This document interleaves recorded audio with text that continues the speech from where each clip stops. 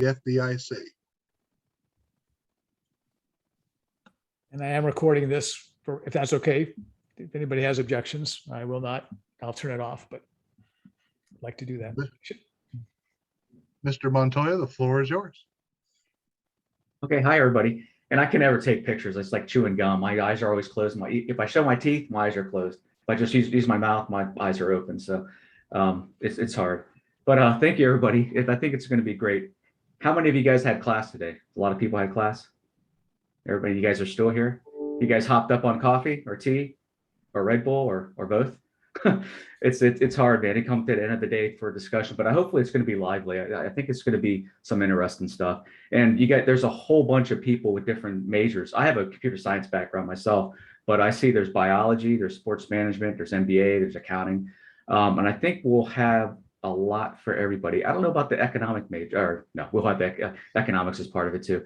But is it the environmental sciences? Is there someone there? Laura, yeah. So maybe we'll have that. We can talk about like, spatial intelligence or swarm theory and all that stuff. We can do that with this distributed networks. I mean, there's no centralized node. So with spatial intelligence, it's the whole swarm intelligence, like ants do, they kind of communicate, and that's what distributed networks do, especially with blockchain. So it's going to be good stuff. Let's get right into it. I will talk. And I think Professor Dell, you'll ask me some questions as I go through, or I don't know how we want to do this, but there's a lot of cool stuff going on. So let's get right into it. Can I share my screen? Sure can. You have full rights. Oh, okay, cool. Oh, I can't. You can't? Oh, let me just see what's going on. He's not a co-host. Yeah, try it again. Oh. Nope. There we go. Smiling faces, go for it. There we go. Perfect. You can see my desktop, my cool little, I got all types of stuff. Don't mind the little icons in the back. So I got a bunch of stuff up there. And you ride too, so that's a good sign. Yeah, I got a Moto Guzzi. Yeah, I got a motorcycle. I don't know how many, does everybody ride? I know Dr. Scott does, but James it's fun. does too. Oh, you do? Okay. Kawasaki. Actually, two of them. Oh, cool. Yeah. Yeah, we could talk about motorcycles for Triumph. a long time, but We'll go. Triumph, yeah. Moto Guzzi, but I learned on dirt bikes, so taking the street course was kind of hard because I always feather the clutch, and they always yelled at you for feathering the clutch. So let's get right into it. So I want to talk about smart money and ambient accounting today. So it's understanding and auditing this new financial environment. So I want to get right into it. And everybody can see my screen. Let me talk a little bit about myself before I get into it, get onto all the geeky stuff, because I do like this stuff, right? So some background on me, what I like to do. I like to tinker. I like Internet of Things, the Arduino, Pi, little small devices where you can actually like have the weather on. You can look at the humidity and stuff in your air. And I love music. I know Dr. Scott has some music playing. Like I go all over the place. War on Drugs, Muse, Daft Punk, which unfortunately broke up this year, which is crazy. And the Beastie Boys, I actually listened to them today.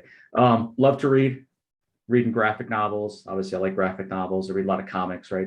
But I also like military books. There's a lot of good stuff in there about strategy. A lot of military books can actually help you with what's going on with the cyberspace right now. It's all strategy. It's all military tactics, what these cyber guys are doing. Like biographies, just finished Bruce Springsteen's book, Born to Run, which is really good. And technology books. Right now I'm reading the geeky modern data strategy. So it's all fun stuff. I love to write. I have all types of pens and pencils.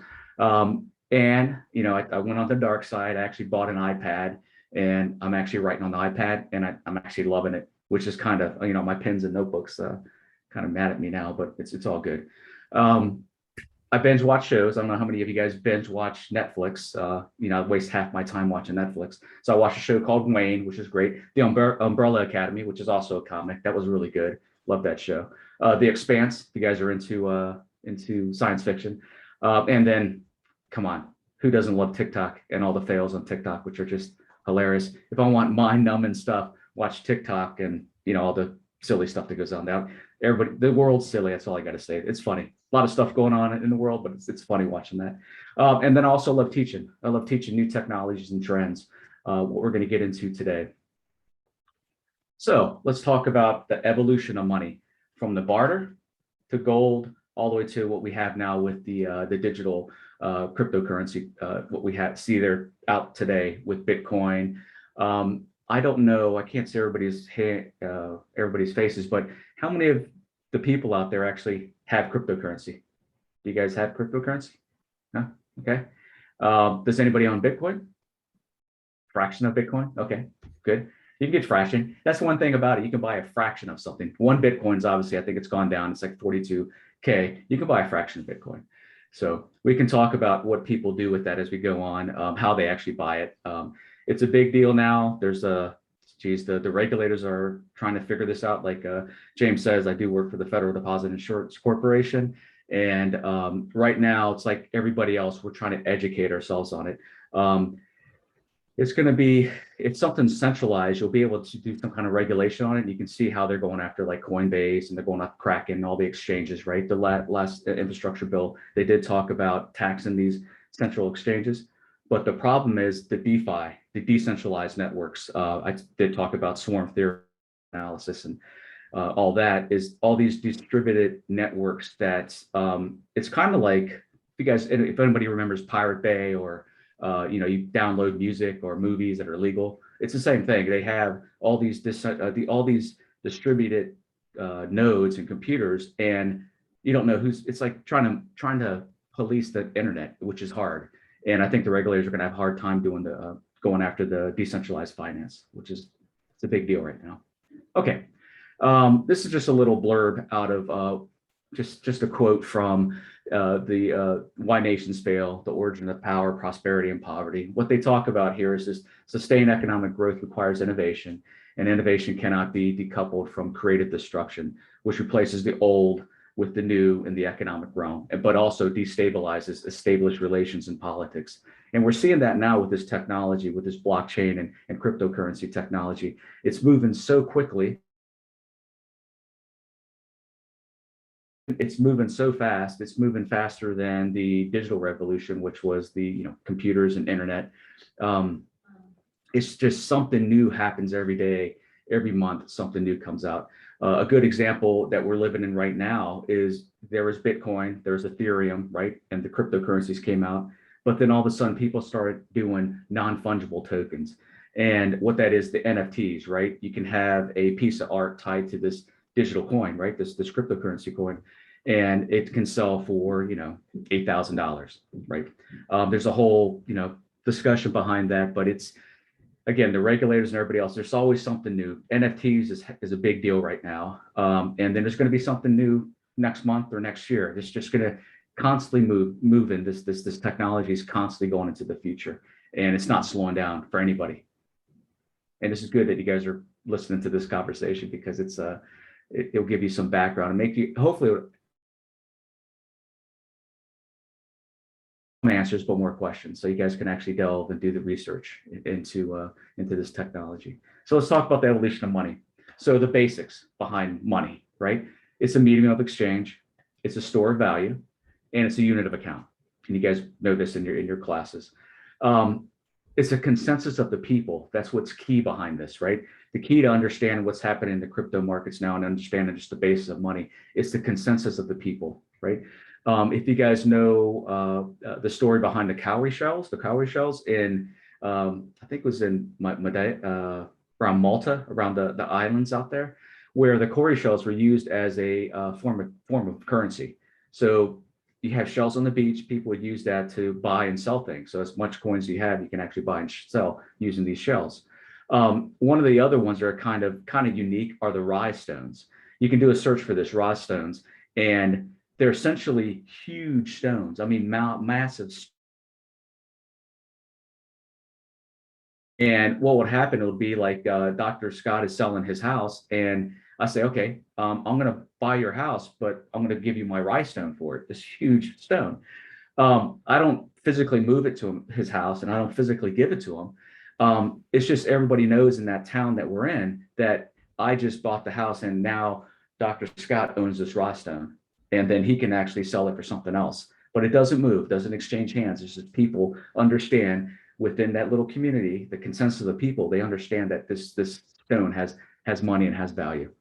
Do a search on the internet for this. I mean, these stones are small, and some of them are just monsters, man. They're like 8 feet tall, and 6 feet across. It's just monstrous stones. But again, it's the consensus of the people. So it doesn't matter what form the money takes.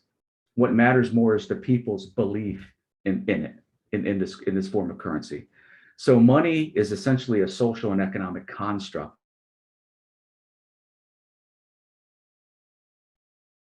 So let's talk about commodity to digital asset, just like you saw in the picture in the beginning, from barter to cryptocurrency.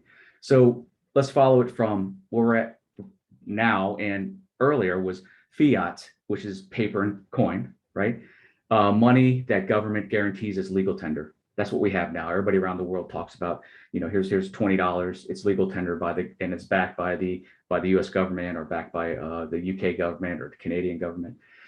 So governments and exchange parties agree on its value. They agree on the exchange rate. That's what happens with fiat. So there's electronic fiat that we have now, or e-money. What we see here is it's all in your banking systems now. If you guys have banking and checking accounts, it's all in computer systems, right? It's all banking computer systems, and they're available for transactions. And it's backed in exchange for fiat. You can go to an ATM, you can pull out your money for paper and coin, or you can go there and deposit money if you want. Your check favorite is Bitcoin. It's a decentralized, open source, programmable electronic money. The value is actually why it's at 42,000. It's because it's supply and demand. It's the trust in the system. It's a store of value. You can monitor the news, right? And if you see that, like, I think they're talking about the Fed's going to start raising interest rates, I believe. It's going to go up as 6%, something crazy right now with the inflation, right? But people want to find somewhere to put their money. They can put it in gold. They can put it in buying watches and fine art and alcohol and fancy whiskeys and all that. A lot of people say, okay, I'm going to put it into some type of store of value, and that's where Bitcoin comes in. People have trust in the system. There's a lot of people, even institutional investors like JP Morgan, are having accounts for people's retirements, and part of it is Bitcoin. And I know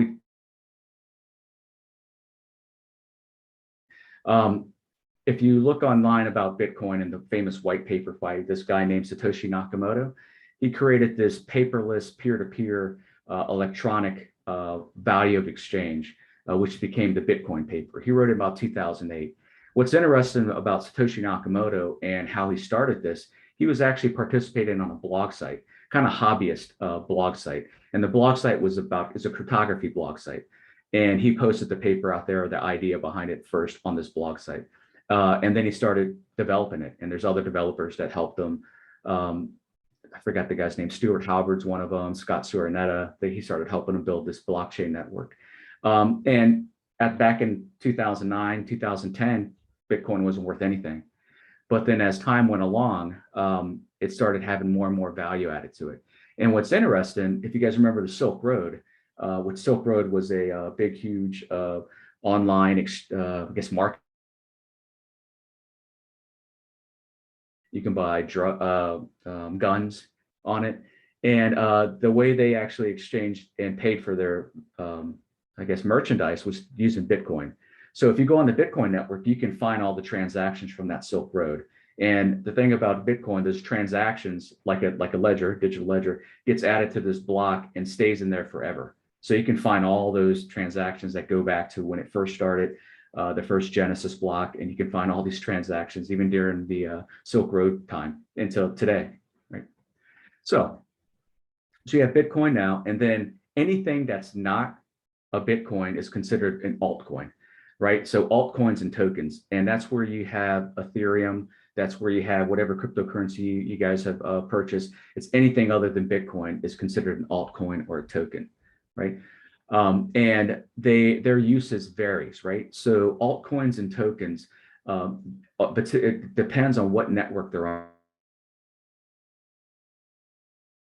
Smart contracts, which essentially is just programming language to say, if this thing happens, then this is going to take place. If I sell something, then I'm going to transfer money here. It's all automated through code. It's not really smart. It's not really a contract. It's just regular computer code. But the Ethereum network, this is where you have a lot of the decentralized finance, and everything that's on these networks are all altcoins, and some of them are just for utility purposes to exchange information on there. You have to use a token, or it's actually some form of value. Like I think now you have ugly monkeys, I think it's called, or CryptoPunks, where you have a coin and people actually trade and exchange these coins. It's like a trading cards on coins, on these digital coins. So going back to altcoins and tokens, platform tokens serve a function on a particular blockchain network. Like I said, it serves a certain function on there, and some people invest it and trade it.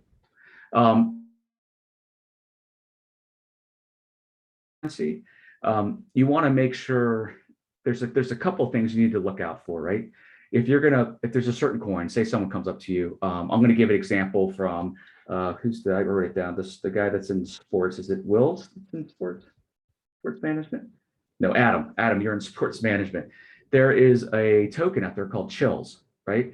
And what Chills is a token it's in Europe now. It's for all the European football teams. And what they do is, say I like real big, huge Madrid fan. So I'll buy a token for Madrid, and it's my team. And in it, we'll have like special videos for your favorite player, or you can get like tickets to the game, or you can have the shoes or a shirt on it, right? So it's called Chills from a sports standpoint. And eventually, Chills is going to come over to the NFL and eventually the NBA and also the US teams, where and it can have special things tied to this digital coin. But so from the Chills network, and if you want to invest in it, there's a certain things you got to watch out for, right?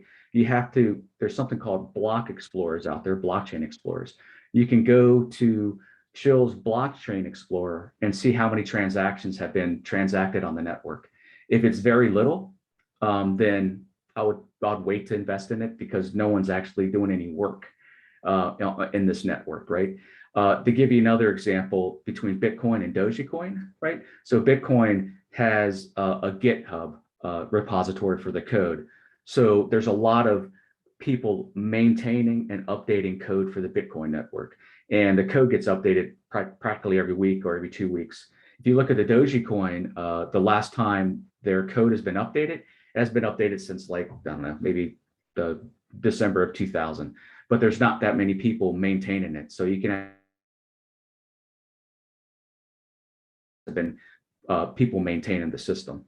So that's another way of investing in a coin and making sure that it's not a pump and dump scheme. You're not getting scammed. You just got to do your research before you start investing in coins. Just don't do it because everybody else is doing it. Do your research, because you work hard for your money. You don't want to lose out on your money. Okay, so let's go on to, that's altcoins and tokens. And now we have the central bank digital currency. And why this is here is because a lot of the central banks around the world are talking about having their digital currency, or from the US standpoint, it's a digital dollar. They're talking about a digital dollar, especially with what happened during the pandemic, that a lot of people didn't take cash. A lot of people around the country didn't want to take cash because it's handled and it could be dirty and all this other stuff. So they want something digital. Either use your little card, your bank card, or we want to go to a digital type of currency. So central banks are researching this. So it's going to be issued by a central bank, right? Interbank and security settlement standpoint. So it's bank-to-bank transactions, the whole LIBOR and stuff like that, so they can do settlements overnight. The other one is a token-based, just like this altcoins and tokens, a token-based central bank digital currency for public retail transactions.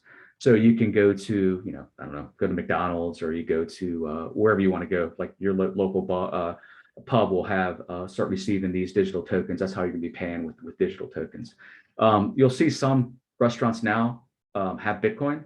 I think PayPal, now accepts Bitcoin. They don't accept all the cryptocurrency. I think it's just Bitcoin right now. They might have Ethereum, but you can go to certain retail sites and they have cryptocurrencies, but not central bank digital currencies. And that's on the way. That's coming, central bank digital currencies.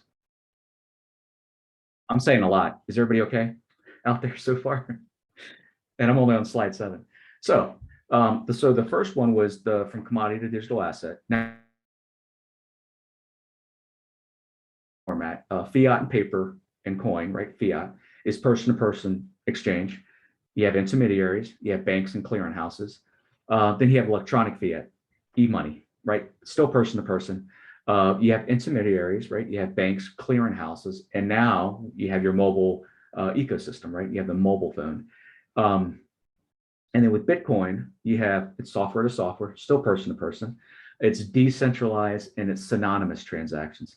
Bitcoin network, the whole point of it, a lot of people think it's anonymous and you're totally, you're not going to find out who you are. The whole point, if you read Satoshi Nakamoto's paper, it's supposed to encourage transparency, because he did this paper right after the financial crisis in 2008. So he wanted to make sure that you could see all the transactions on the Bitcoin network. Like I said, you can see the very first block that was created. You can see all those illegal Silk Road transactions. You just got to go look at it. You can see all the transactions out there. Altcoins and tokens, still software to software. It's person to person, decentralized. But now with the altcoins, especially with the Ethereum network, you can have automated transactions instead of actually having something where you actually have to push a button. Now you can actually set up a transaction to be automated on the coin networks, on the crypto networks. Central bank digital currency, institution to institution, institution to current accounts or savings or checking accounts, right? But it's centralized and it controls the flow of money, right? So there's two things here. I want to talk about the electronic e-money and then the central bank digital currency. So you guys, the U.S. pulled out of Afghanistan. Now this is something I think it looks kind of positive for the crypto networks. So as everybody was pulling out of Afghanistan, everybody was fleeing, right? They're fleeing because the Taliban was coming back in, the government was collapsing, and the people that were smart took all their finances that are in their bank accounts, used their mobile phones, and sent it into the crypto networks.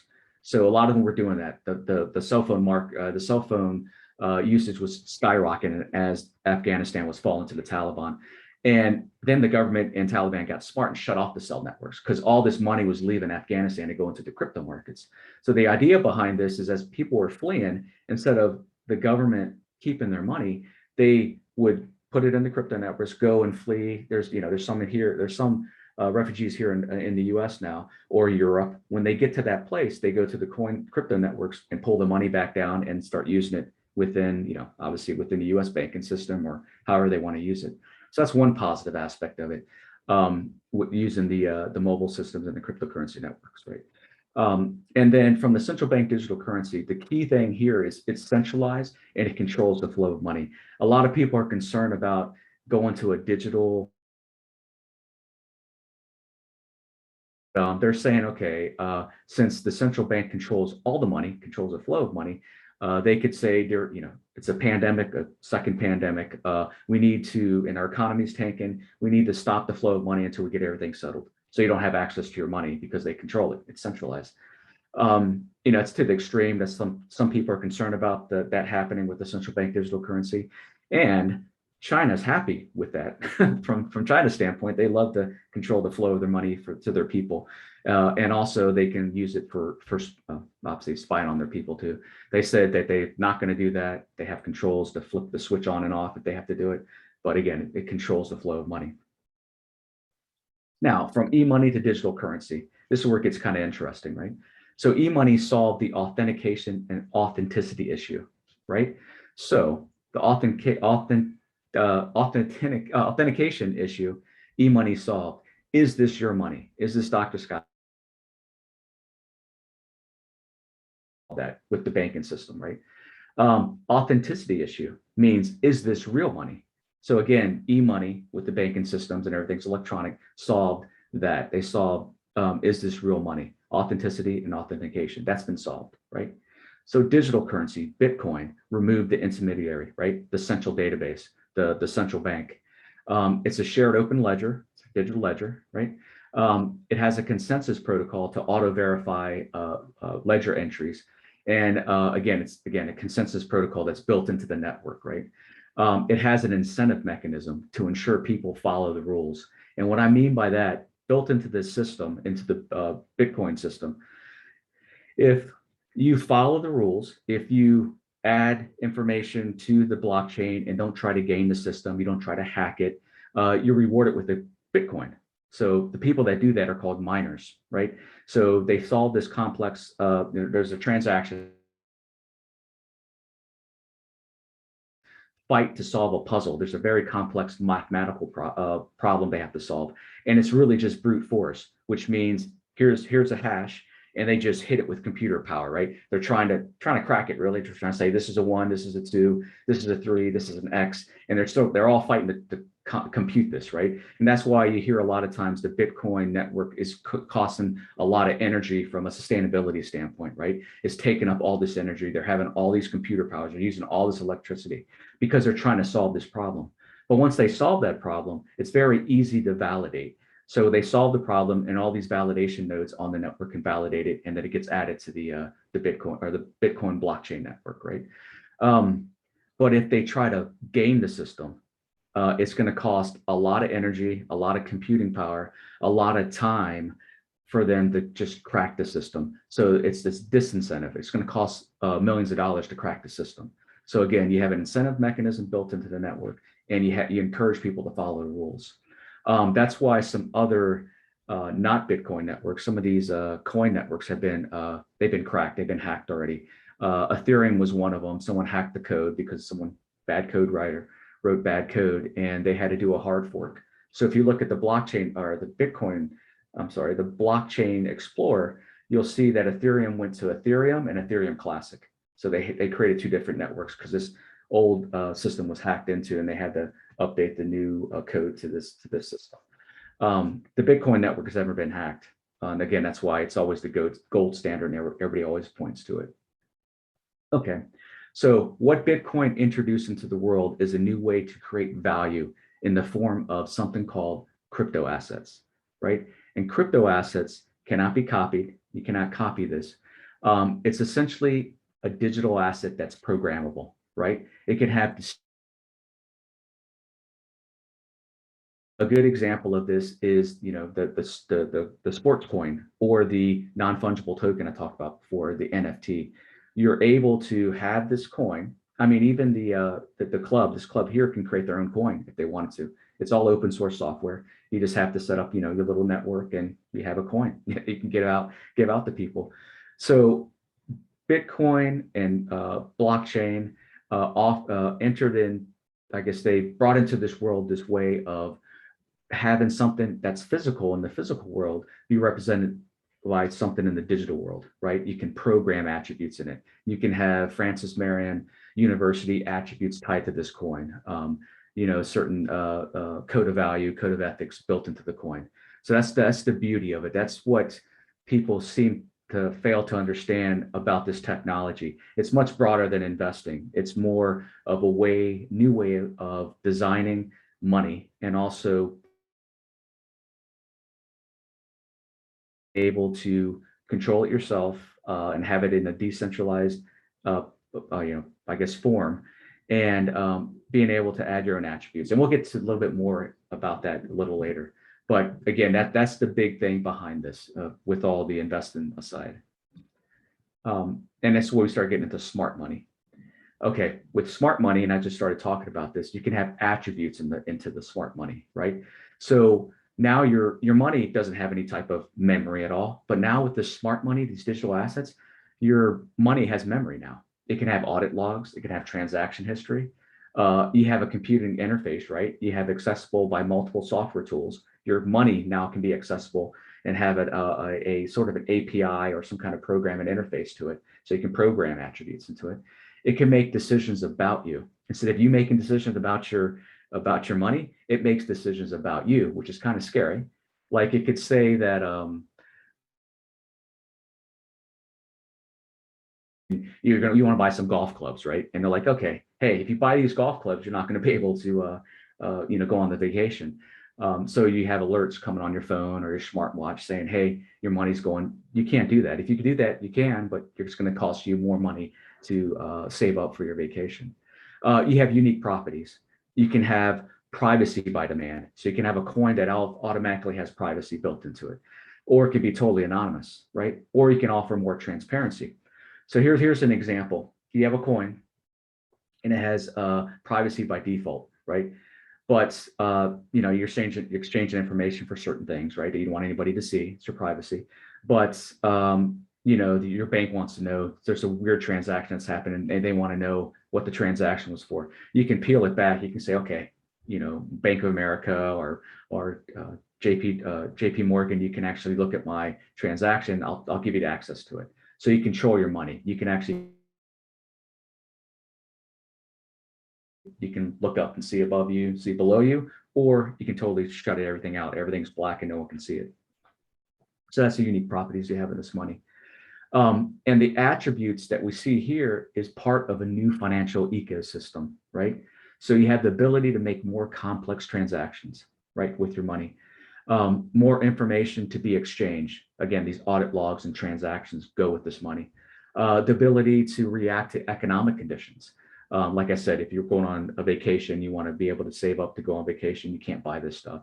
But if you have these networks from a government standpoint, you can have the money react to a crisis within the economy. It automatically does it on its own. But then you also have a diverse set of currencies to address a diverse set of marketplaces. So you're going to have all these cryptocurrencies. A lot of people, or a lot of these currencies, a lot of people say that, me personally, it's just my opinion, I think you're going to need fiat. You're going to still need the paper and coin, but you're going to have these digital assets on the other side. So they're both going to still work together, because there's still people in the US that do not have internet access, right? And you think people are going to start doing cryptocurrencies and not have internet access? There's a whole lot of things that still need to happen. So you're going to still have both of these that are either jockeying for position, or they're kind of feeding off each other, right? If the fiat currency starts going down, people are going to invest in cryptocurrencies. When the cryptocurrency markets get hacked, they're going to go back to fiat. So you're going to have going back and forth type things. Okay. So we're going to be rethinking money, right? So anyone can make money. Like I said, Francis Marion can make their own money if they wanted to. Banks are making central bank digital currencies. Countries are making it. China has the digital yuan, which is interesting. China's a whole nother topic, and how they're actually they're from a digital standpoint, they have 5G, they have Alibaba, they have Tencent, they have all these networks where they're actually having digital currency being exchanged now.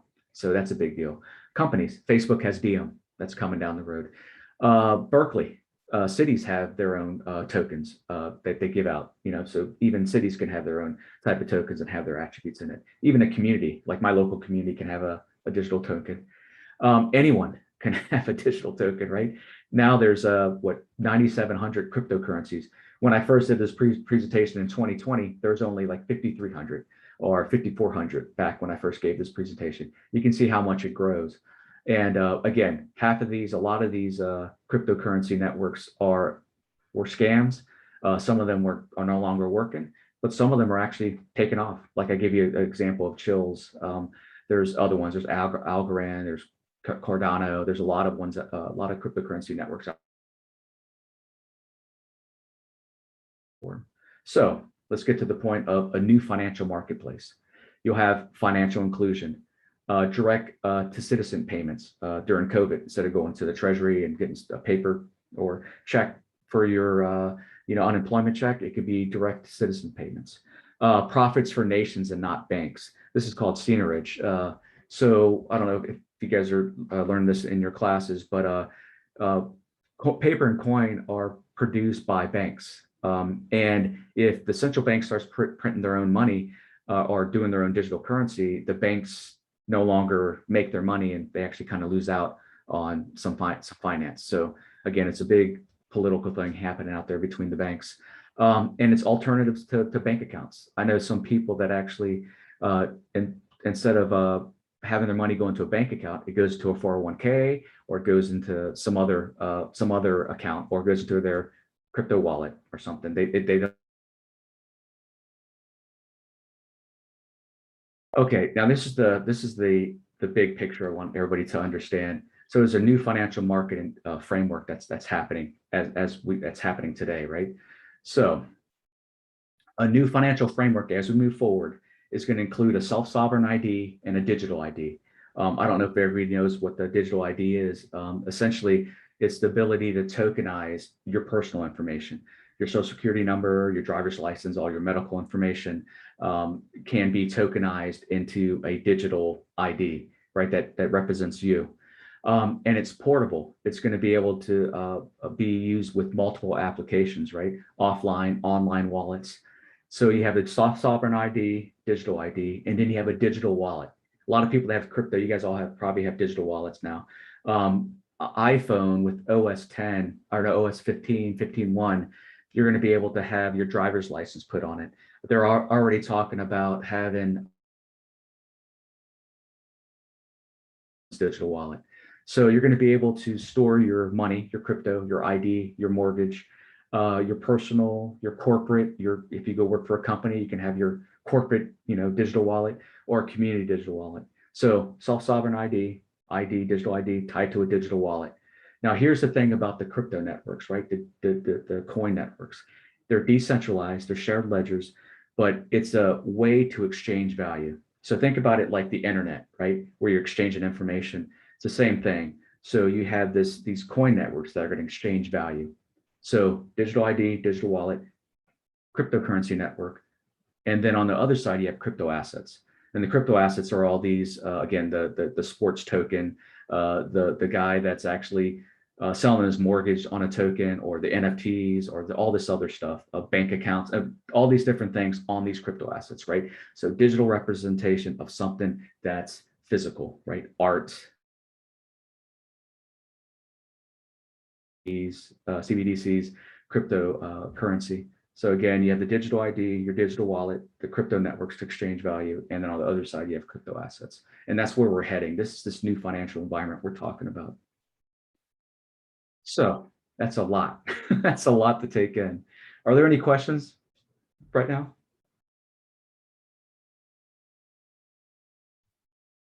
Actually, I do have one. You were talking about Bitcoin and cryptocurrency, but you also mentioned blockchain. Now, the cryptocurrency has a lot of tracking capabilities, and you started getting into the blockchain capabilities of tracking the who, the what, the where, the licenses, the ownership interests. Could you just dive a little deeper into the whole blockchain concept? So all cryptocurrencies are blockchain, but not all blockchain is cryptocurrency kind of arrangement.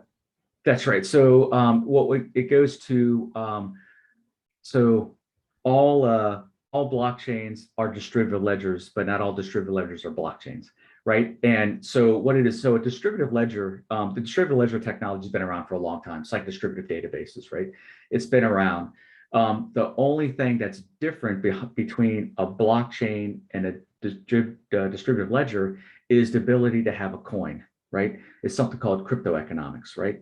So with blockchains, a lot of people, a lot of governments say, oh, we're using blockchain technology, when in fact, they're using distributed ledger technology, right? So when you see a true blockchain actually has a coin representation in it. It has that incentive and disincentive, right? So with the Bitcoin network, you have something called proof of stake, right? Use all these processing powers, all these computations, right, to have incentives for people to follow the rules. You're awarded a token. There's other types of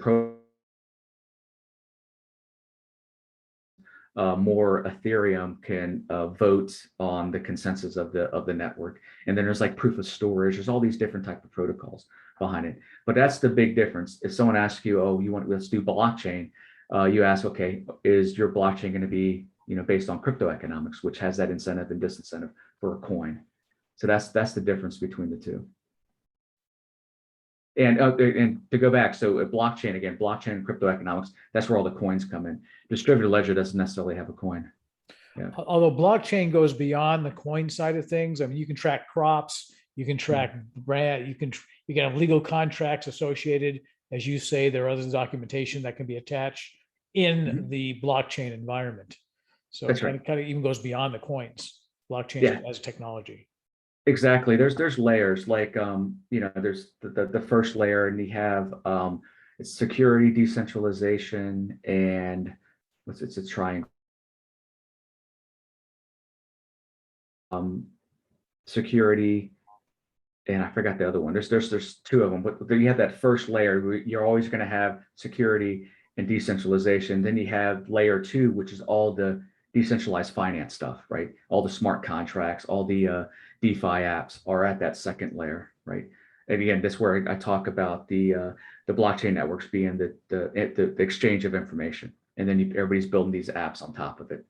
And that's where you get the 9,000 and 9,700 coins, because everybody's building their own type of coin on top of this the protocol, the blockchain protocol. Yep. Any other questions? I know it's a lot. Actually, can I do one quick share screen? Sure. Because there was you were talking about NFTs, the non-fungible tokens, and just as an example, there was $69 million. This is Charleston, South Carolina, earlier this year. Piece of art sold for $69 million. This is an NFT, non-fungible token. The first tweet that went out was a non-fungible token, thousands of dollars. I mean, there's big money in NFTs as well as in the Bitcoin and some of the actual coin currencies themselves. So NFT is a really fascinating technology that I'm glad you mentioned it. Yeah, some of these, God, I can't say it. The English auction firm has an NFT also. So a lot of these stuff, a lot of the NFTs are starting to come out, and people are scrambling. You know, they're making all this money. I think it's still capital gains tax you have to pay on it, but again, the accounting side is another animal by itself. But NFT, I mean, you can have your own NFT, any piece of art, any piece of digital production, you can call it an NFT and sell it. So. That's right. You can do anything. If you have something special, like I said, there's the I think it's board monkey or board gorilla or something like that. And then there's the CryptoPunks, which someone created like an NFT, collectible off them. And if you look at it, do a search of for board monkeys. I think it's what it's called. Or like I said, board gorilla, board monkey. And it's essentially just board monkeys. They're like little like animations of these board monkeys and people trading for it. And here's another little tidbit. The first application on Ethereum was something called Cryptokitties. And Cryptokitties was essentially a collectible. I can't think of anything that you could relate to right now. I think, my kids Beanie Babies was a craze at one time. Yeah, that's right. But my kids had something called Yamaguchi, I think what it is. It was like an egg, right? And it had like a little kit, little something you had to take care of. You had to shake it, you had to play with it, you had to do stuff with it, or it died. It had a big X on it if you never took care of it.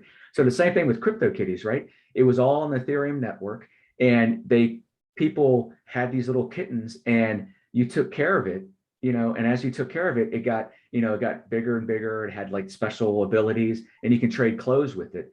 But what happened is it got so popular and actually brought down the Ethereum network, but because so many people were using it. But somebody sold their CryptoKitty for like $2 million. Yeah, because someone wanted it. It's just crazy. So you guys got to create a NFT or some kind of token and make a lot of money. Tamaguchi, that's it. Yeah. And give 10% to the institution of the education where you got it. So go. That's right. Go back in. So. Okay, so let me get into it. And I know there's a lot. You need to share your screen again. So I can. Okay.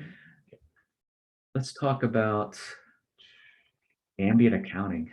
So we have a lot of the basic idea of what this is right now, but ambient accounting. Oh, you know what? I think I missed a special screenshot. Yeah, right here. I went right past it. In the top, can you guys see that in the top right corner? This is from something called the usdebtclock.org, and you can look at it and you'll get depressed because how much money our debt is and how much interest is on it and all that. It's just nuts, and it's crazy how much money we make. But I want to show you this because this is new. That's on the US debt clock. It showed, and I think this was 2013. So it said the dollar to crypto ratio in 2013 was 9,000. $745 to one crypto, right? Now it says dollar to crypto ratio. Now look how it's gone down. Now it's $10.50 to one crypto, right? One cryptocurrency. Look how it's changed, in 7 years or 8 years. Now it's going on 9 years, but it's changed, and this number is probably going to drop again. What will be scary is when this starts going negative to crypto, but you can see how it's dropped from 9,000 to $10. It's just crazy how this technology is moving and what's happening all around us. And one thing too about these crypto networks, it doesn't sleep like the stock market. It's 24 hours a day, 7 days a week, even on the weekends. It's constantly moving. So let's talk about ambient accounting. So ambient accounting, it's also known as algorithmic regulation, smart regulation, continuous audit, continuous reporting, pass-through review, financial transformation. So the thing about ambient accounting is the ability to have constant confirmation or validation information in a transparent, automated way. That's where I mentioned about glass houses, right? Everything's transparent. You'll be able to see up to the CEO's office down to the normal employee. You're able to, with this type of technology, to see the transactions in a more transparent way. Again, you build the systems to be more transparent or to have the privacy built into it. So many regulators, supervisors, audit firms, corporations, cities, governments, they're all researching and they're developing projects to better understand the impacts on accounting, reporting, and auditing based on this technology, right? They're all doing the research now. A lot of them are doing proof of concepts. A lot of them have, so I can tell you about the U.S. Fiscal Services for the U.S. Treasury is doing something very similar to using blockchain for grants to be able to have it more transparent between the grantee, the grantor, and the government. So they have proof of concepts that's out right now. And the next phase of this is to look at how this new environment can actually be tied into the legacy environment that we have today, right? That we had for many hundreds of years, couple decades, to retire the legacy system and use this new type of technology. So it's happening now. So how do we get here? So it's a little bit of a history lesson. I forgot about this slide. So how do we get to ambient accounting? We can talk about the internet. It all started with the internet. What internet did was democratize information. Allows you to read the information. It allows it to be more democratized. I think a lot of you out there are kind of too young to remember the dot-com boom back in the 90s. So the dot-com boom, everybody was creating an internet company, right? Just like you see now, everybody's creating a crypto or blockchain company. Dot-com boom, everybody was creating an internet company because the internet was getting big. But what happened after the dot-com boom, when everything fell away and we had another financial crisis because of the dot-com boom, it left a huge fiber installments, right? Because everybody had an internet server. 3G, unfortunately, not unfortunately, but we're moving into what, 6G now. And then also we had a bunch of back office solutions, right? Since you had the internet, you had all these back office solutions to provide some kind of content to the internet server, right? And that was considered Web 1.0. And then the internet grew up, right? So we went from all these internet servers where we're just reading the information from websites. It moved into the more monetized information, right? Now you had read and write. Now you had Amazon, right? Amazon in the internet age, when everything was reading, you just read the websites. But with Amazon came along, and now you had read and write access, or eBay read and write access. You read and did your research on whatever you're going to buy, and you bought it. You had your credit card, and oh, cool, I want this. You're looking at the information, and now you're writing to the Amazon website saying, okay, I bought this, and they're going to ship it to your house. And then the introduction of the smartphone, quote unquote smartphones, that happened before 2007, and everybody knows what happened in 2007. Apple came out with the iPhone, which changed everything, right? And then you had the you had the introduction of the smartphone. A lot of people doing, I don't know what you guys do on your smartphone. I do a lot of things on my smartphone. I just call it a mobile. I don't know what you want to call it now. Phone, just call it phone, cell phone. I do finances on it. I do banking on it. I read on it. I do a lot of different things on it. Social media and online commerce started, and I just mentioned online commerce. Social media started big. The social aspect of all types of sites, funny sites like TikTok to Instagram to Twitter. All the social media sites popped up, And at the time, when it was Web 2.0, everybody was saying there's an app for that. I think Dr. Scott will remember that. Oh, there's an app for that. So now you have apps for your phone, right? If someone doesn't have an app for a smartphone, I don't know what they're trying to. And then the progression, right? So you have the internet grows up, and the progression. So we moved from client server frameworks where you had a client server, you're writing information to something, you're receiving information back. Move from apps talking to centralized servers, right? Centralized cloud solutions and controlled dominance. That's what we have now. We have controlled centralized solutions and controlled data dominance. Facebook, Apple, Google. You're part of one of those ecosystems. Either you're part of the Google ecosystem or you're part of the Apple ecosystem where you have all your information out. I think we're getting into the Amazon ecosystem, Netflix ecosystem. They all have your data and it's all centralized, right? And security is performed by a system administrator. All these guys have system administrators and it's all centralized. So someone's maintaining that information. And now we're moving to something called sovereignty or self-sovereignty, right? So to clients, we had clients, right? Now we have distributed where there's no centralized person involved, right, with the data. There's no system admin. Everything's controlled by the distributed network. You have digital wallets, as I said before. You have point-to-point transactions, point-to-point to cloud transactions, right? And we're moving to data that's self-sovereign. Again, point-to-point distributive ledgers where it's all self-governed. If you want to do, and I said this earlier, talked about the swarm intelligence and spatial intelligence. You want to look at how decentralized networks work. Just look at how ants communicate. And I think that's where artificial intelligence is trying to be. They're trying to get to that point of the swarm intelligence and have it a network be self-sovereign, self-governed, information being self-governed.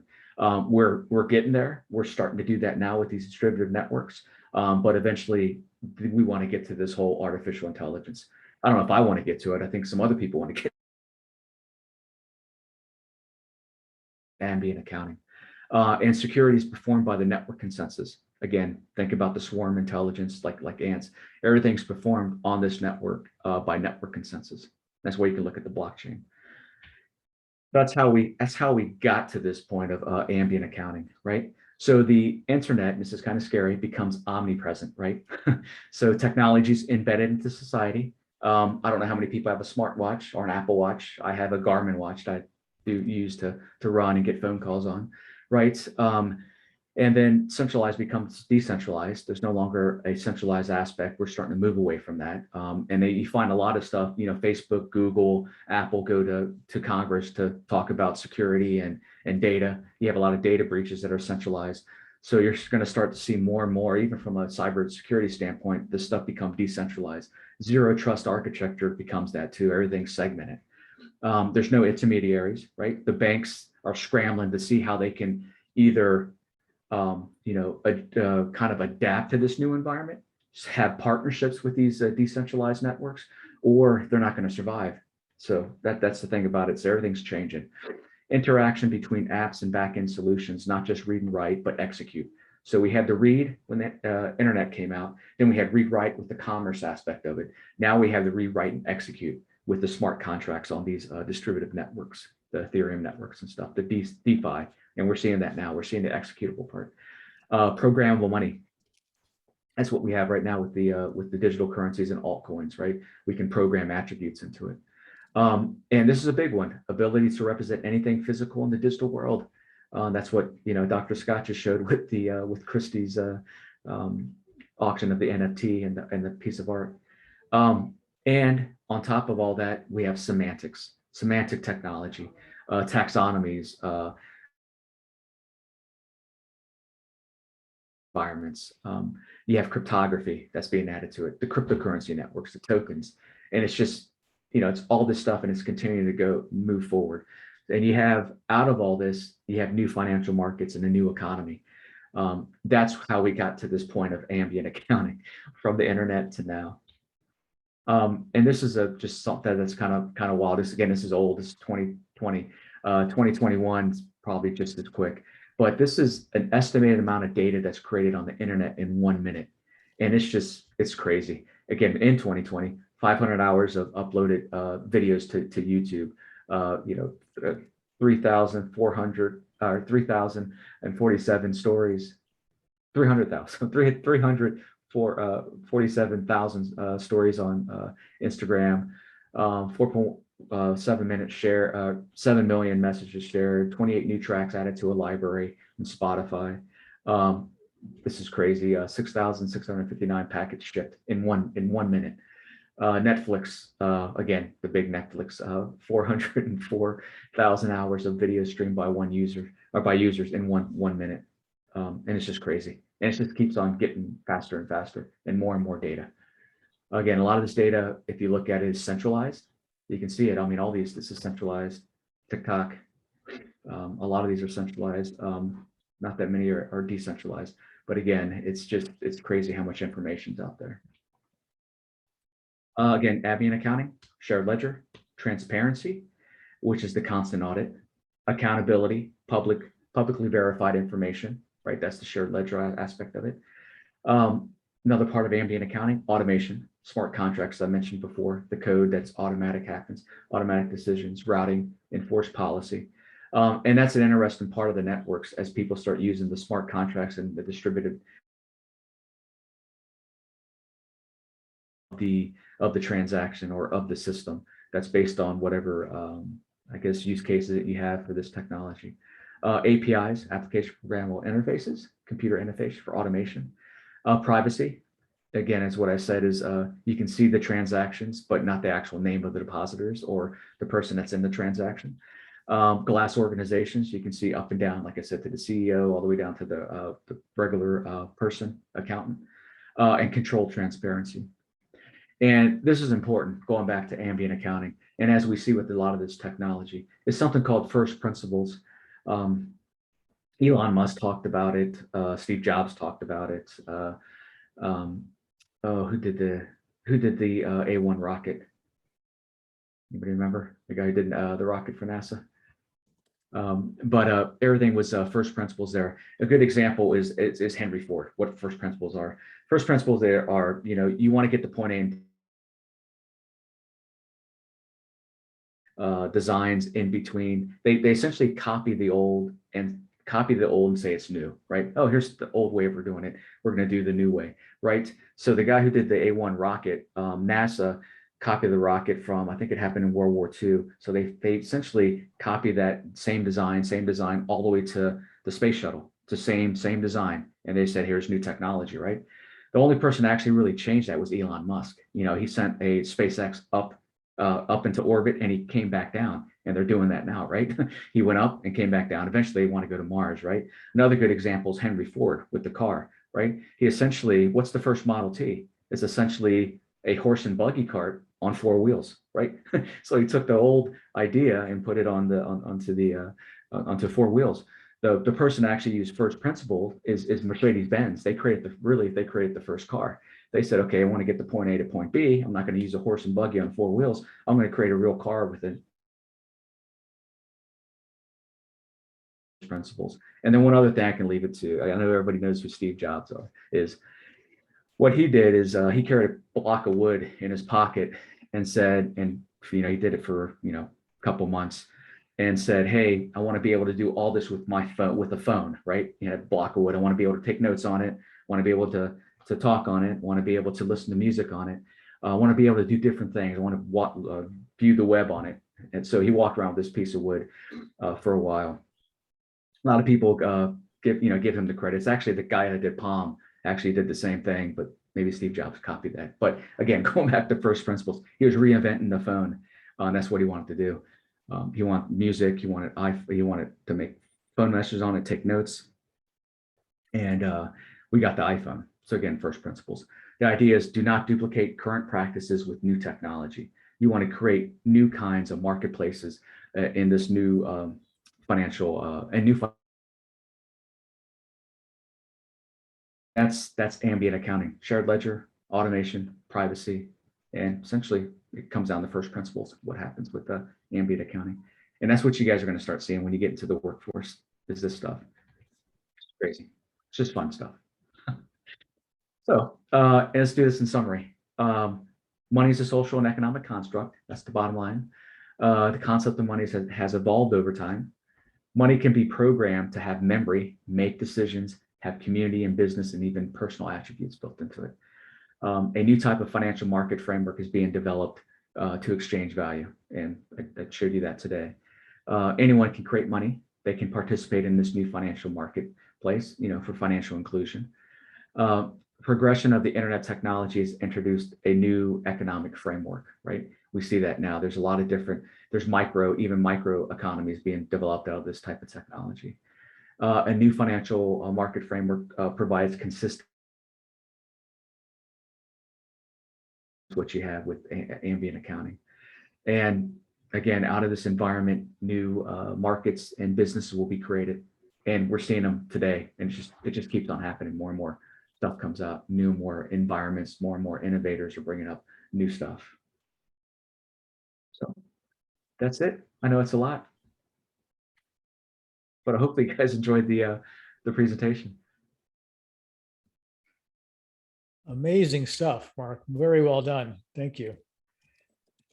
And you're right on time too. Oh, good. Good. Hopefully I didn't bore you guys. Not at all. Absolutely not. But, are there any more questions for Mr. Montoya?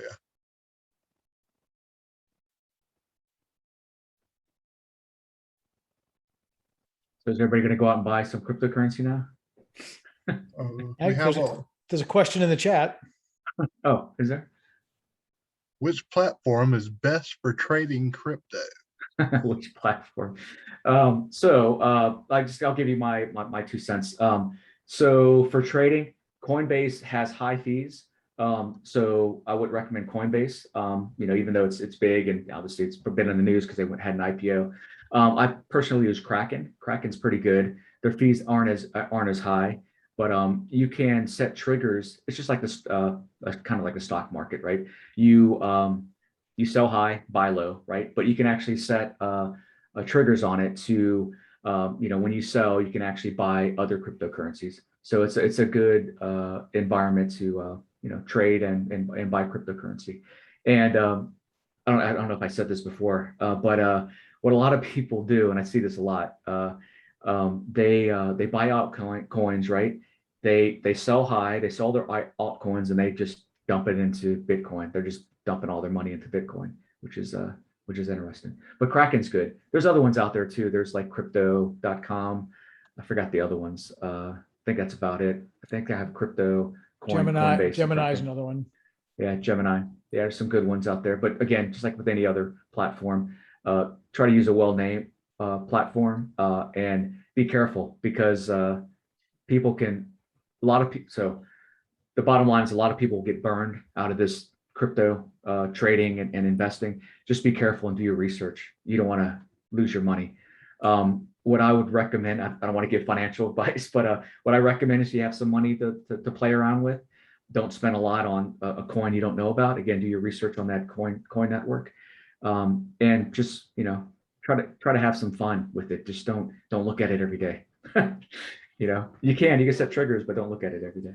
What do you think of Bitcoin ATMs? We have an ATM here in Florence. I think they charge like 25% on the ATMs, which is nuts. But any thoughts? You can use it a lot. There's a developer guy here. I was at DuPont Circle, and he was cashing in his paycheck. I was like, "Hey, what are you doing? You buying Bitcoin?" He goes, "No, I got paid Bitcoin, and I'm cashing my check." Yeah, so he's cashing. So essentially, it gives QR code, right? He gets it transferred to his digital wallet.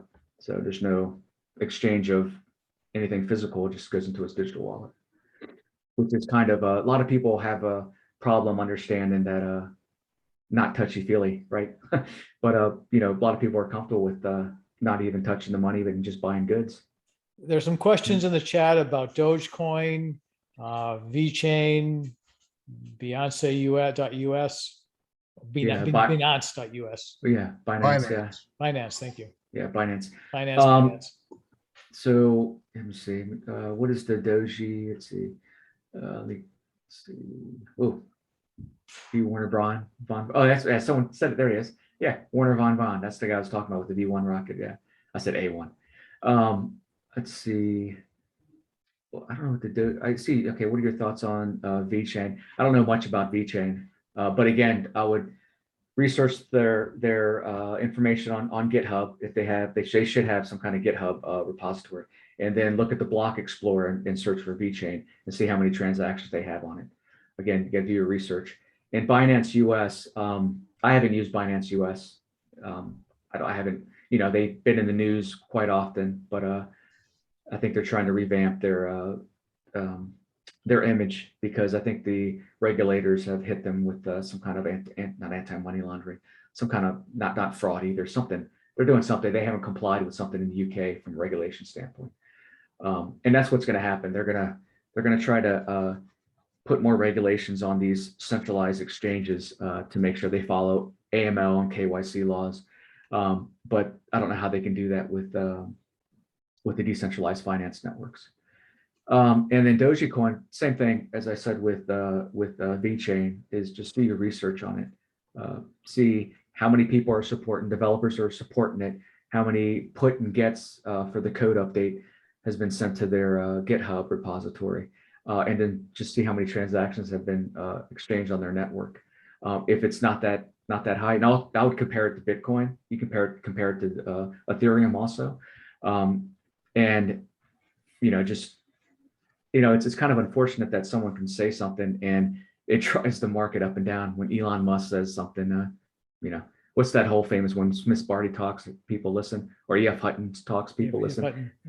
Yeah, it's the same thing with that. It gets a lot of these crypto networks get spooked just from people saying stuff, and yeah, just do your research. Or when Musk speaks, people listen. Yeah, that's right. That's right. Oh, here's a good question. So I saw there's one here. Beginners, do you recommend index or electronic trading? You can do electronic trading. Index is good. You can try. There's some crypto. What are they called? It has ETFs out there you can look into. Exchange trade funds, spiders. Yep. Yeah, just again, you can put money in that. Just be careful with what you're doing. Just do your research, because you don't want to get burned, because a lot of people get burned, and there will be a lot of people that get hurt out of this. And then they're going to call on the regulators to do something. It's going to be interesting.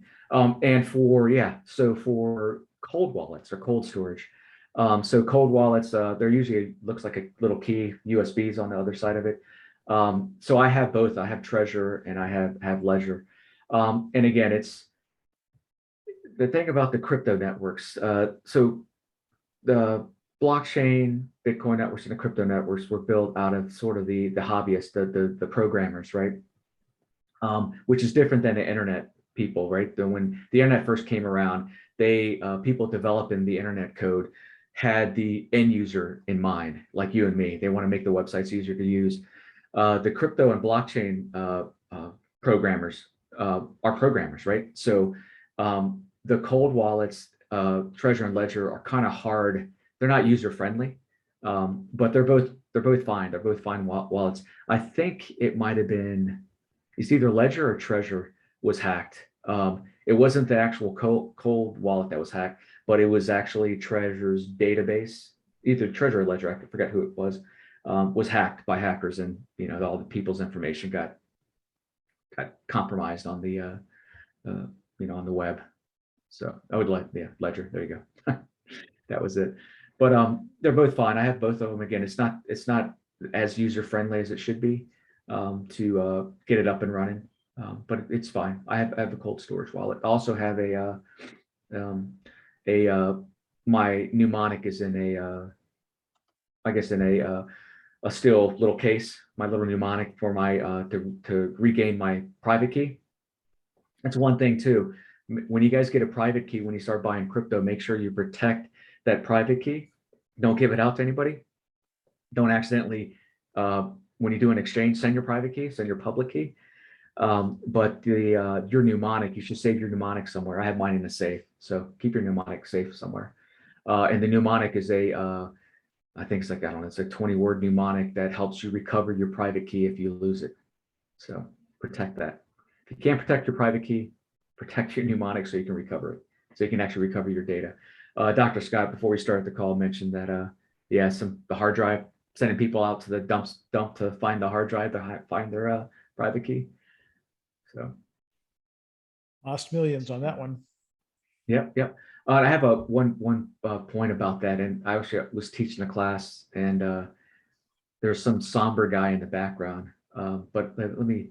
There's another one, another question up. But anyway, so I was teaching people about blockchain and cryptocurrency, and there's a guy in the back. It was during the pandemic, so we still had masks on, and he was just sitting back there. He's just so quiet. He was an older gentleman, and the guy that was hosting it said, "Oh, there's a break," and everybody went out for break, and the guy that was hosting, his name's Toby, said, "Hey, Mark, meet Mark.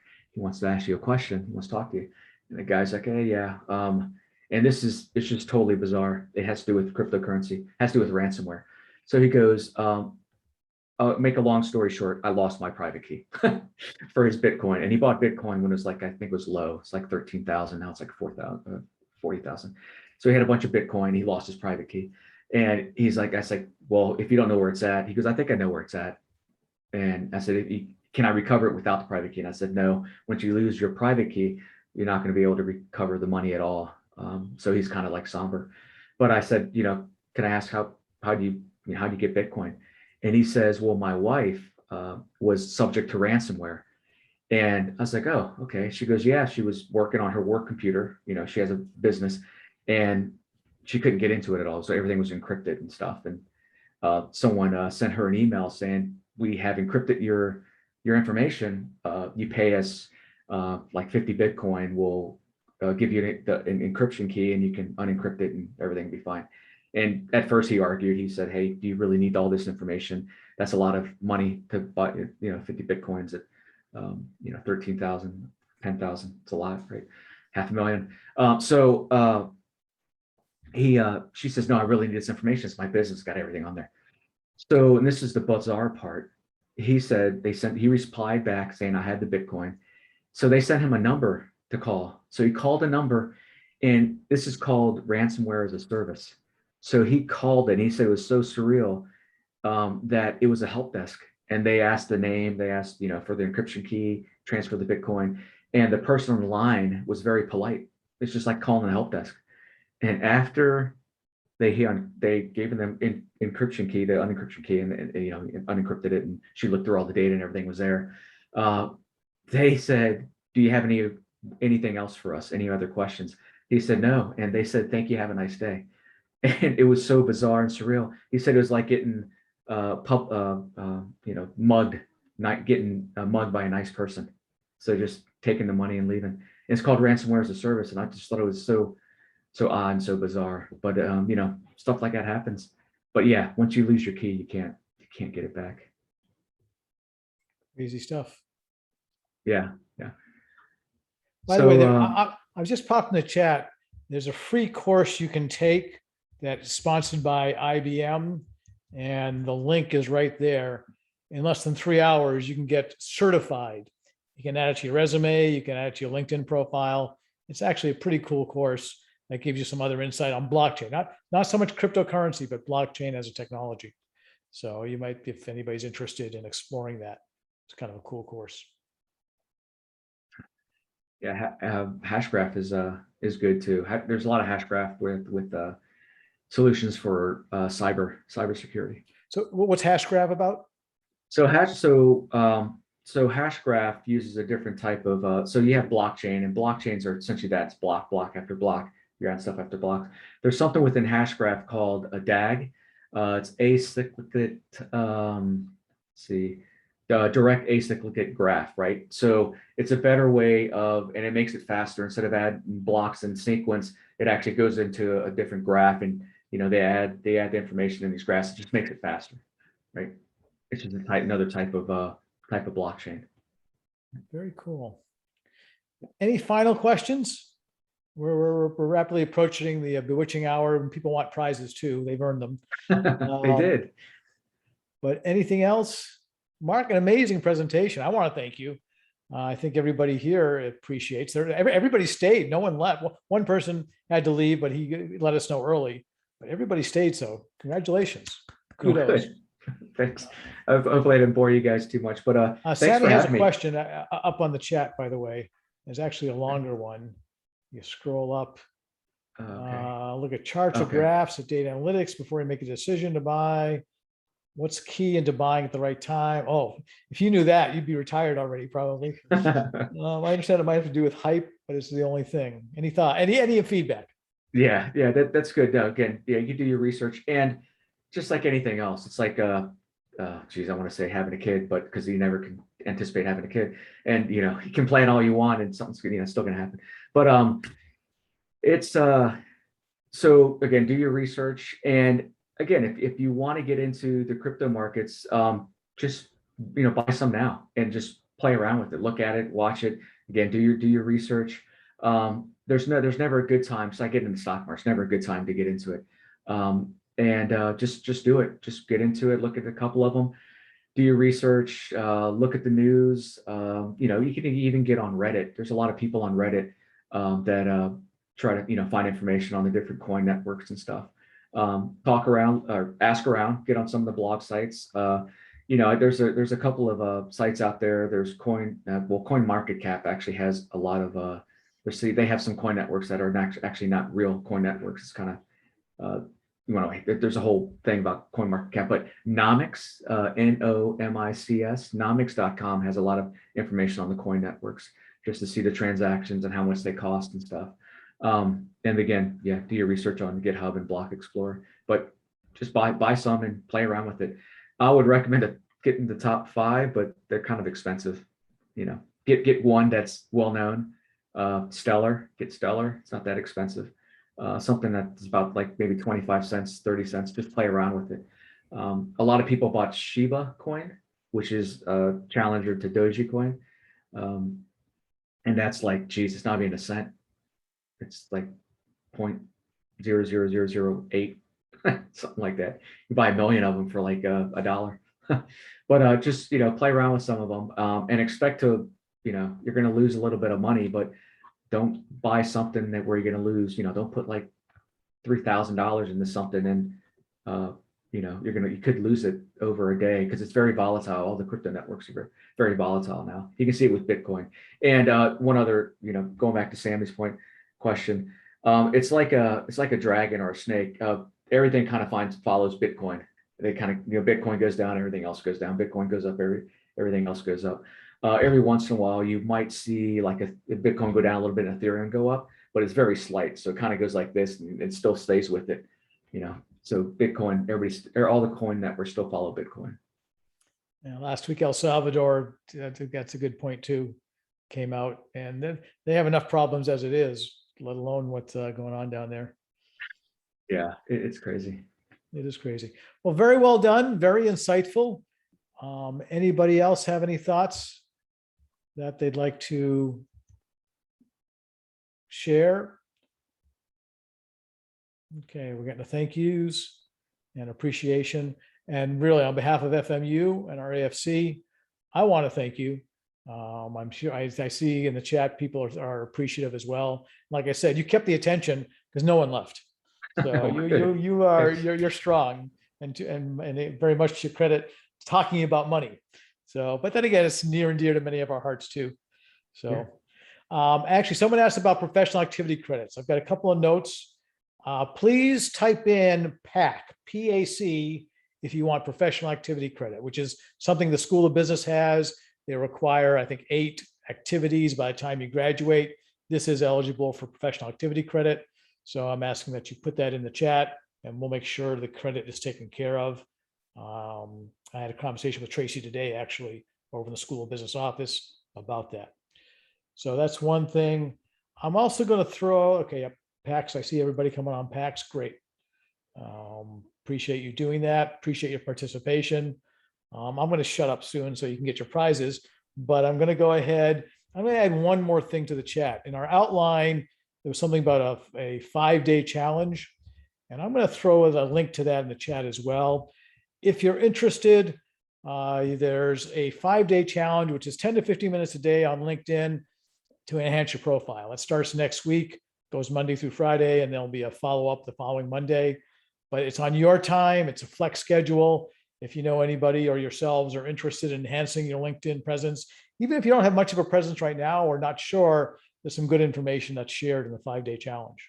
So I'll throw that in there as well. And actually, that's a good point. If you have a LinkedIn ID, if you have a LinkedIn address, go ahead, pop it in. I deal with that HTTPS.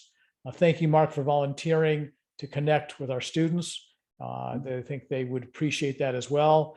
There's an old Chinese proverb: the best time to plant a tree was 10 years ago. The second best time is now. I say that with LinkedIn and networking. The best time to network was 5 years ago. The second best time is now. So network, and if Mark's volunteering to network, take advantage. Great insights, great knowledge. And now you're on the Blockchain Government Council as well. You've been involved. That's a group that has the ability. I think you've been working with them for a while, and they're doing some progressive things too, it sounds like. Yeah, that's right. Yeah, the Government Blockchain Association, they're sort of consider them a business league, but we have we have a lot of U.S. members, but we all have a lot of international members. So there's a lot of governments involved, a lot of international banks are involved, a lot of regular companies that want to network. The great thing about the Government Blockchain Association is it is the networking and the people that you get in contact with. So communication, networking, again, LinkedIn, everything social. I mean, pandemic helped out a lot with what we're doing. We've always been virtual, but it's a good place to be and get in contact with folks, like-minded folks as yourselves, even whatever major you're into, from sustainability to economics to finance to even sports. Well, let's say sports gambling. There's even sports gambling going on. We have a group on that. So it'll be great. Yeah, just we go to can't promote that here, but I know some people paying tuition that way, but that's another story. Yeah, but anyway, so yeah, it's good. And also from I don't know if anybody's is graduating, Federal Deposit Insurance Corporation, from a public service standpoint, they're also looking for people and new graduates. So you can just reach out to FDIC, or I can get you in contact with someone there if you want to work for get into the public service aspect of it and have the safety and soundness of the bacon industry. You heard it here, Mark. Mark's offering job opportunities, not directly but indirectly. So thank you for that offer, and hopefully our students can take advantage, because that's why you come to these things. You learn, you network, and you help each other. Networking is more giving than getting, and so thank you again for that offer as we go. So we will turn the floor back over to James. I think you're ready to get some prizes awarded. Well, for the moment we've been waiting for, what we've advertised. So let's take a look at a Bitcoin. Wrapped in plastic. Is this a real Bitcoin? Am I holding $82,000 in my hands right now? I wish. These are facsimiles. We have 10 metal Bitcoins, and then we have a bunch of plastic ones that are kind of party favors. But these are kind of interesting conversation pieces. So these are the awards for this evening for your endurance for the top 10. I think that we're going to have a opportunity to get people awarded. So do you have a way of selecting our winners for this evening? Well, there are all kinds of game shows we can copy to try and capture our winners or try to pick our winners. And just to get one thing straight, those who do not win a metal coin, we are going to give them a plastic coin, correct? Yes, they will be able to pick them up in the School of Business office. So we have upheld our end of the bargain. We are in fact giving everybody a free Bitcoin. I don't know how many we're expecting cash or a wallet full of money, but the Bitcoin. So it's again a fun conversation piece, and we're glad to be able to share that too. And to pick these winners, these 10 winners, we have our wheel. In order not to break copyright, the wheel, space, of fortune. or names. Okay, so we're going to go So, ahead. and 4. Number 1.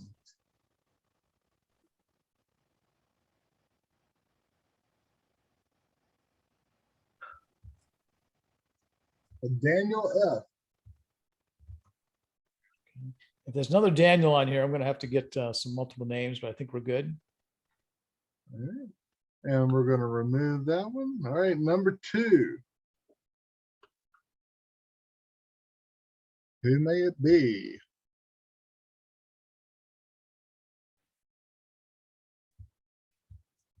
It's me. And I'm winner. going to give it to the next person, so I don't count. So we're doing it for number 2 again. Okay. That's noble and appreciated. And I'm going to do the same thing. Oh, maybe, hopefully Mark got it. Oh, Mark, you're a winner. I'll send it to you with the LinkedIn book. that's funny. Okay, great. I'll take mine electronically, even the Bitcoin. Okay, I wish. Okay, number 3.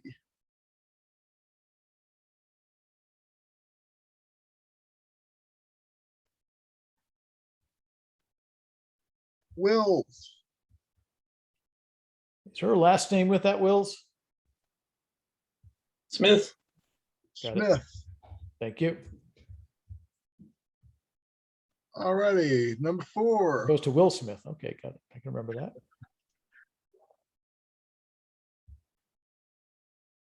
Oh. Vincent. See, you got something, Vincent. Ain't that great? You can show it to all the other tutors later in the week.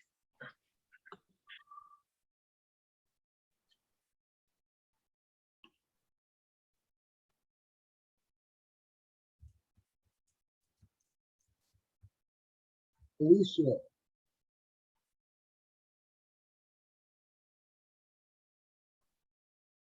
Alrighty. 6.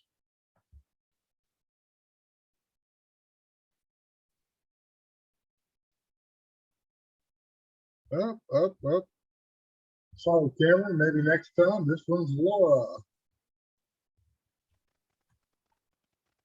Only 3 more.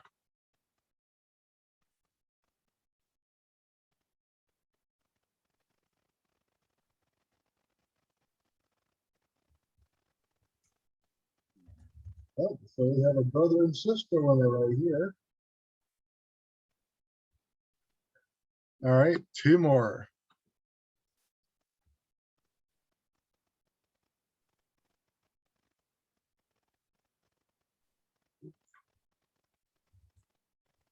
All right, Emily.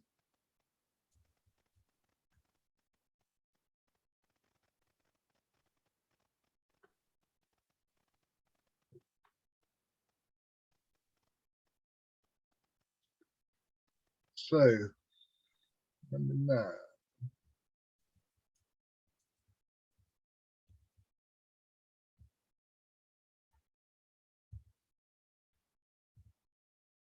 For Roger, how do you pronounce that name? If you're here, well, you got to be here. You said it right, Faraji. Faraji, okay, so you're a winner. Well done. Wait, we got 1 more now. Alrighty, last one. If you haven't won, now's your chance. Best of luck. This is for the cool metal ones. More Yes. winners than runner-ups. That's cool.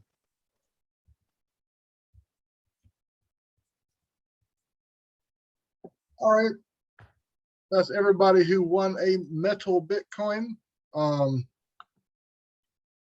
Let me ask that the individuals, actually everybody, what would be the best way? Get their emails and so that way we have their names and they know to pick it up from the School of Business office, or Actually, I put it in the chat as the wheel was spinning.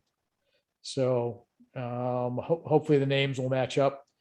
So by 1 o'clock on Friday, Bitcoins will be dropped off. I have class on Friday. I won't be there tomorrow. So I'll drop off the Bitcoins with a name, with a listing, speak to Tracy in the office. She'll have that. And then you'll be able to stop by the School of Business office, pick up your metal or your plastic Bitcoins. So congratulations to the winners. Actually, everybody's a winner because Mark had some fantastic insights and information to share. So that's very much appreciated. In the chat, if you could put one more thing, put something that you learned or gained, 1 or 2 things that you were going to walk away with that were kind of interesting, some highlights, something that you picked up, something that maybe surprised you, something that gave you additional insights that you hadn't heard of, seen before, something new you learned, or you might be able to apply. For Forever the Educator, we're going to try to reinforce and kind of lodge this information into all of us. So in the chat, as a form of appreciation, and Mark probably wants to know what stuck with you too, and try to figure out there are some things that you learned, some things that were said, and some surprises. So we appreciate your feedback and your insights, and thank you for participating. And we're 15 minutes, 18 minutes over time. I admire your stick-to-itiveness in being here. We also invite you again next Wednesday at 5:30. Same channel, same link, same Zoom channel, same password. We're going to be getting together again and talking about the opportunities and how to promote your careers moving forward. So, yeah, it does seem like the future. Impressive assets can be part of blockchain, difference in different currencies, the power of money's programming, same bat time, same bat channel. You got that right. Boy, that I don't think at least half the people on the call know what that means, but that's okay. Also energy used for Bitcoin. Yeah, Benergy. I mean, they're energy. I'll tell you, Bitcoin is not sustainable when it comes to energy. The amount of energy it takes to generate a coin these days, governments are banning it. You say places that they're cheap energy, it's really draining resources. So yeah, it's a real energy hog. Wasn't it India or China recently like steamrolled a whole bunch of servers that they had I confiscated? think was it China that kind of Yeah, pulled that's them also in in the the reins? issue. That's also in the issue. Yeah, I think you're right. Yeah, exactly. There's there's ESG reporting, environmental, social, and corporate governance, ESG in Europe, where they're trying to get more into sustainability, and they're trying to get these miners to use green energy, solar and all that stuff. So, Yeah. they're trying to do different things because when, there's only a finite number of Bitcoins. I think it's like 26 million? Yeah. Something like that. So once it's all done, they're going to have to start, having fees on these miners will eventually make fees on the Bitcoin network. But And there are actually scammers out there. You can download some apps, and on the piggyback on that app is a decentralized computer network, so that there are thousands of cell phones using their computing power to help somebody get a Bitcoin. So there's scammers are pervasive. They're all over the place.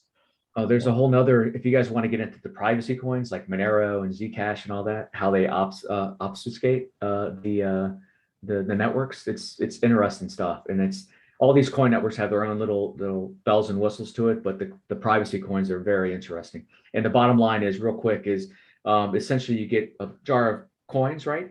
And you get 1 quarter, this quarter, you stick it in the jar of coins, you shake it up and drop it onto the floor, and you try to find the quarter that you put in there. That's what happens with these coin networks. They're these privacy coin networks, and they hide the transaction, and you can't find what it is. It's kind of like going into the gambling, right? You go into the casino and launder the money, and it comes out as clean money. It's the same thing. It's wild. How they have these tumblers for these cryptocurrencies, these privacy coins. Yep. I mean, I'll tell you, I do use Bitcoin because I have a Pakistani partner for another business. And a bank will take 2 or 3 days to transfer funds. Bitcoin, immediate transfer. Okay, 15 seconds. I'm sorry, not quite immediate, but much quicker than a bank. So, again, everybody, thank you. Any other comments before we part company? hopefully you'll make it the third Wednesday of every month to our meetings and get your enhancements. Like next month, we are doing certifications, and then the following month is a career night.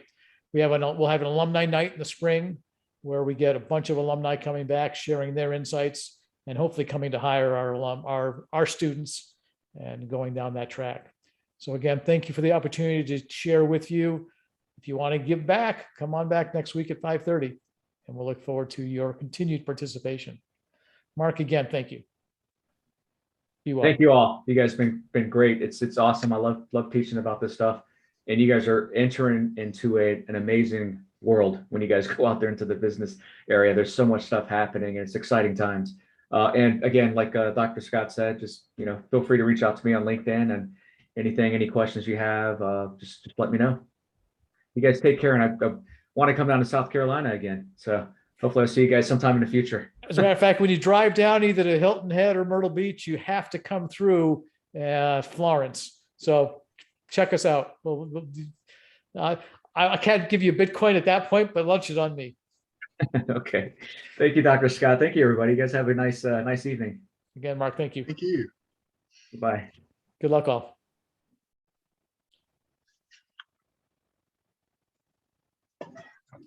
James, well done. Thank you. Hey, thank you, Dr. Scott. I think it was well received. Indeed, I don't think we've ever lost so little people before. Exactly. I guess those prizes, maybe people were expecting a Bitcoin. I don't know. And as soon as we announced it was a metal Bitcoin, we didn't have everybody leave all at once. So Right. I mean, they might be happy. It'd be I something think so. cool to talk about. You know what? I think that might be one of our taglines. Instead of M&Ms, we'll bring Bitcoins as a prize to every one of our meetings. Maybe M&Ms too, but I don't know how soon we can get to be live. We'll see how that goes.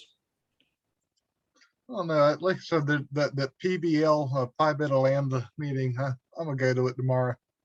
Am Yeah. I looking forward to wearing a suit tomorrow? No, but there we go. Yeah, but actually, I doubt. I don't think you need suits for meeting. I talked to Hubert, who's the advisor. He's not going to be there tomorrow at the meeting. But I just, like I said, I told you I kept him in the loop of the conversations of what's been going on, so he's not surprised. They said professional, business professional. Oh, did business, not business casual, business professional? Interesting. Business professional on the list. So, Where's the meeting? in the Lee Nursing Building, What time? 4:30 or 4 o'clock. I can double check that right now. Cool. All right, do you plan on coming?